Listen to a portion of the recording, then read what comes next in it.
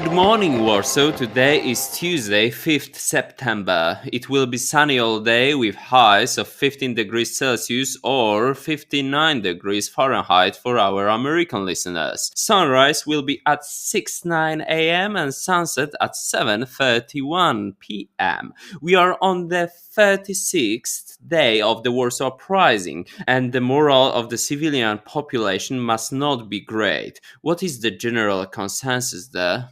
Well, Philippe, the mood of the civilians within the capital is just getting worse and worse. They're losing faith in the sense of any further actions, and they don't believe they're going to get any more assistance from the Allies. The Polish People's Army and the People's Army keep calling for help, and they're turning against the Home Army as well. And the Red Army is not doing anything to help. They're just sitting and watching, really. They're not even providing any Allied support. They're still not allowing the Allies to land on Soviet territory.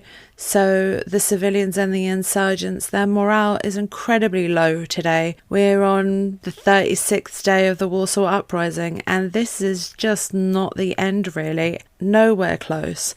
We're about halfway through the uprising now, and we still have 30 odd days to go.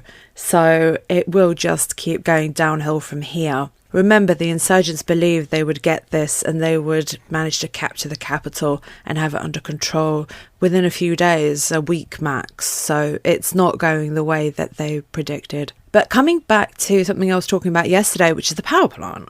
So again, as of yesterday, there were very heavy artillery and aerial bombings, which was just followed by more bombings and more bombings and more bombings. The insurgents just didn't have the firepower or the manpower to defend the power plant at all.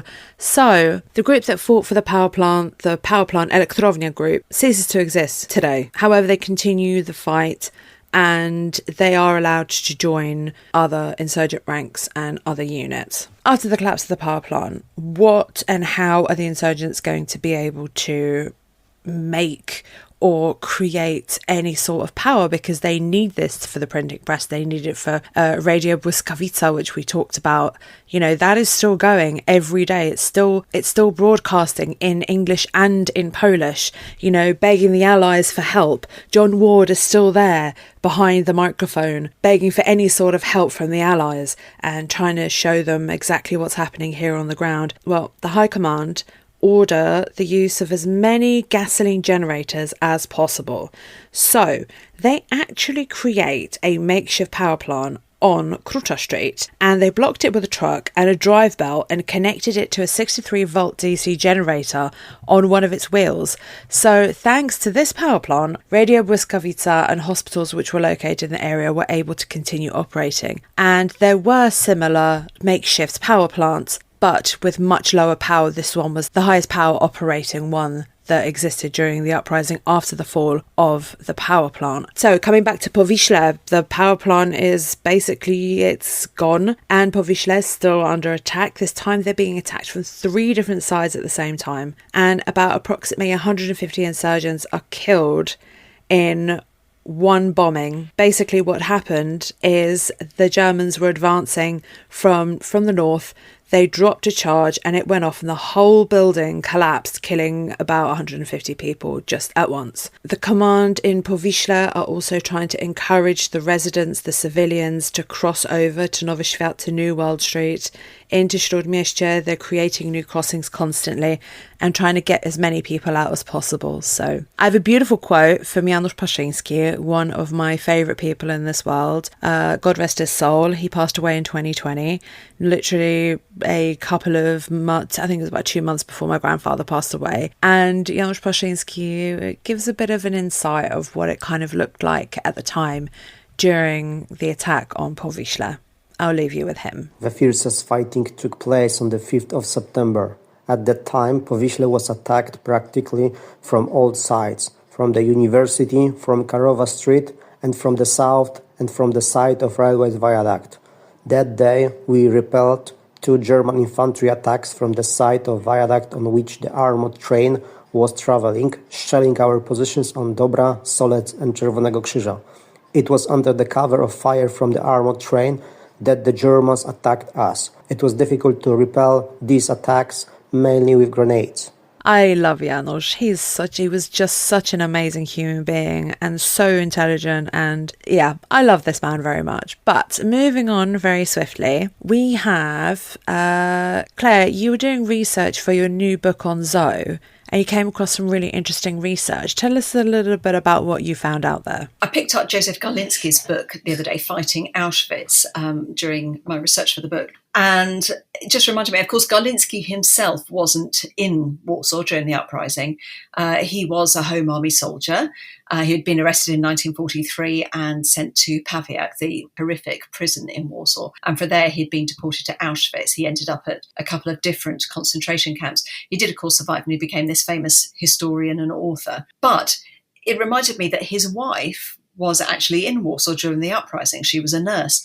And they had met in Warsaw, but she was Irish. She was, we've mentioned before that this is a lot of international people in Warsaw. It was quite a cosmopolitan city, a very cosmopolitan city before the war. And so Eileen and Josef had met 3 years earlier, 3 years before the start of the war. But they got married, no doubt in a hurry. I don't know the details of it. I don't know if Roger does or anyone, but they were married in early September 1939. So basically just a few days after the invasion, after the start of the Second World War, which feels like one of those marriages where he knows he's going to go off and serve.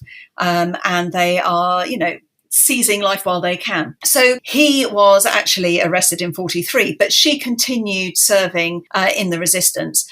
So at the outbreak of the Warsaw Uprising, she was a nurse. She joined a battalion, the Kriska Battalion, and she worked in the area, particularly in the area of southeastern Warsaw. And she served throughout the uprising. And it's quite nice because she survived the engagement. And amazingly, Josef also survived the war. And after the war, they were reunited. So after the uprising capitulated, Eileen Short was rounded up. She went with the civilian population to the transit camp at Pruszków, but she actually managed to escape from the transit camp and she reached Britain. And after the war, she was reunited with her husband. So it's just nice to sometimes remember that sometimes people did manage to get through this, which I guess is another way of talking again about, the international side of things. This is an Irish woman. Roger, what is happening with what are the Allies saying? You've been quite good at looking at the propaganda war.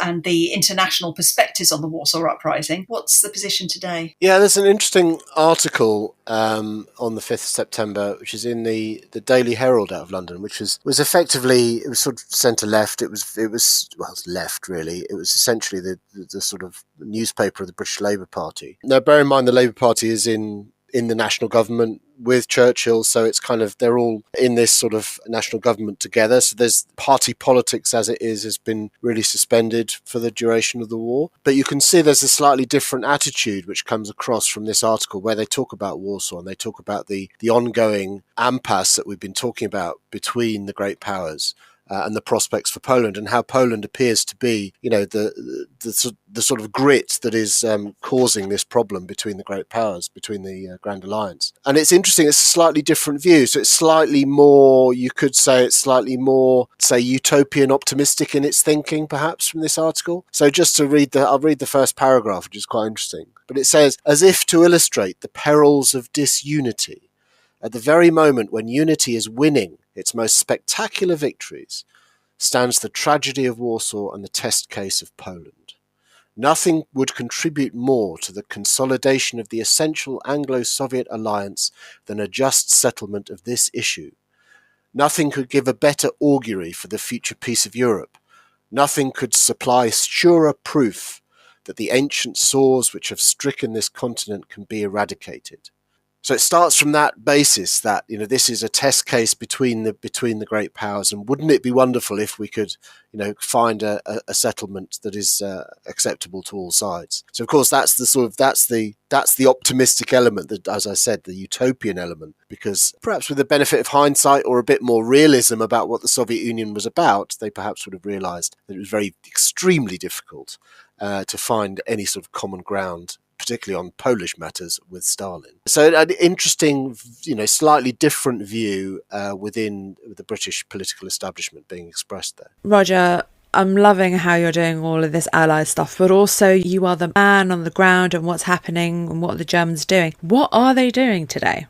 Yeah, again, we'll come back to the diary of Erich von der Bach, who we've used a lot, and he gives good copy, as it were. And today is no exception. And he actually gives the Poles some praise today, which has been a relatively rare thing. And his diary entry says, "Yesterday morning, my attack on the southern part of Śródmieścia began." So this is attacking the area to the south of the old town, which they've already taken, of course. And he says, "Unfortunately, it's not going well.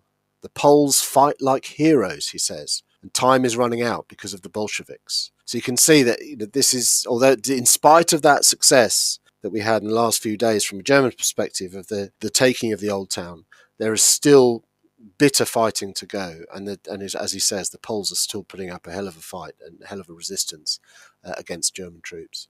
Right, thanks so much for listening to day 36, which is the 5th of September, and hopefully I'm getting all these days right because it's still very confusing, even though I've been working on this for months now. So, day 36, 5th of September, we will be seeing you tomorrow for day 37, which will be the 6th of September, but David sent us a couple of messages on Instagram. Now, David, I do apologise. You've given me some absolutely fantastic questions that I love answering these questions. However, you're going to have to wait till episode 63 and 64 because we will be answering exactly those questions that you have answered. Also, I will be continuing and doing another show with Woody on World War II TV talking about the post-war stuff. So you can always head to that. I think that will be going at some point in October. When I find out the date, I will post it up on here so you guys are all very well aware of what we're all up to otherwise than this podcast. So David, apologies for not answering your question right now, but we will get to it on this podcast. I absolutely promise. And I know it is just a waiting game. Anyway, thank you so much, everyone. And we will see you tomorrow for day 37.